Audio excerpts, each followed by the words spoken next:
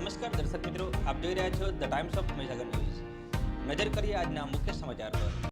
સલમાન વોરાના સમર્થનમાં આજે આણંદની સાથે સાથે ઠાસરા, ઉમરેઠ, ભાલીજ, હાડગુલ, સોજિત્રા, તારાપુર, કણજરીના લોકો દ્વારા આ વાતને સમર્થન આપી સ્વૈચ્છિક સદંતર બંધ રાખ્યું।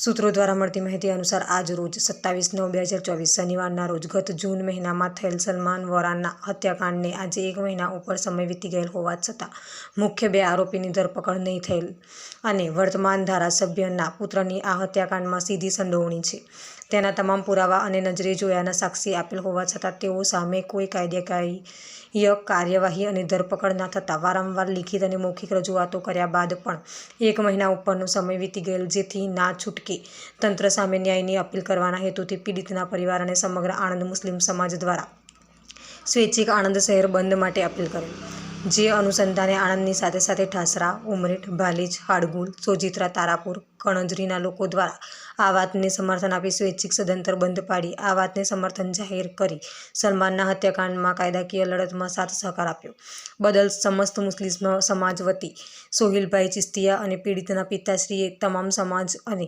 તમામ સંસ્થાઓ, તમામ વેપારી સંગઠનો, દુકાનદારો, રિક્ષા એસોસિએશન, પોલીસ પ્રશાસન, પત્રકાર મિત્રો અને એ તમામ લોકો કે જેણે આમાં સમર્થન આપ્યું છે તેમનો આભાર વ્યક્ત કર્યો હતો। તંત્ર સામે વહેલી તકે ન્યાય મળે તેવી માંગણી કરી હતી। જી, આપનું નામ જણાવશો? મારું નામ સોહિલ ચિસ્તિયા છે।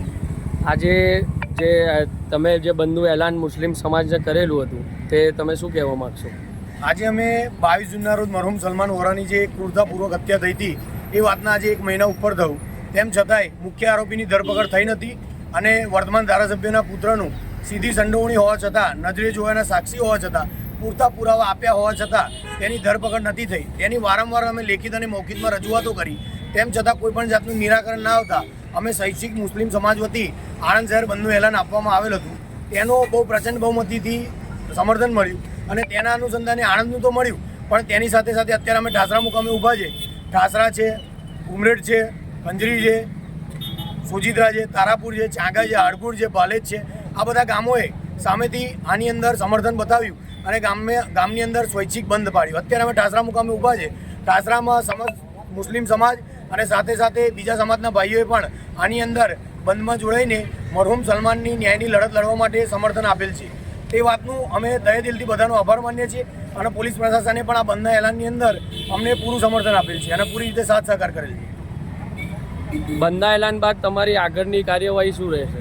જો બંધના એલાન બાદ અમને ટૂંક સમયમાં ન્યાય નહીં મળે તો અમે નામદાર ગુજરાત હાઈકોર્ટમાં જઈશું અને જરૂર પડશે તો સુપ્રીમ કોર્ટ સુધી પણ જઈશું, પણ મરહુમ સલમાન વોરાના જે આરોપીઓ છે તેમના કાયદાકીય કાર્યવાહી પૂર્ણ કરીશું ને ત્યાં સુધી અમે ચાલ નહીં મૂકીએ, એની સામે પૂરેપૂરી કાયદાકીય લડત લડીશું। આણંદ પોલીસ પ્રશાસન માટે તમે કંઈ કહેવા માગશો?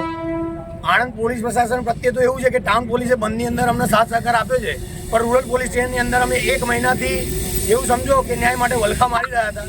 ના છૂટકે અમારી ન્યાયની અપીલ મુસ્લિમ સમાજની સરકાર સુધી જાય એના માટે અમારા બંધ પાડવાની જરૂર પડી છે। વિસ્તારના પડેપણના સમાચાર જોવા માટે અમારી channel the Times of Mahisagar ન્યૂઝને લાઇક, શેર અને સબસ્ક્રાઇબ કરો।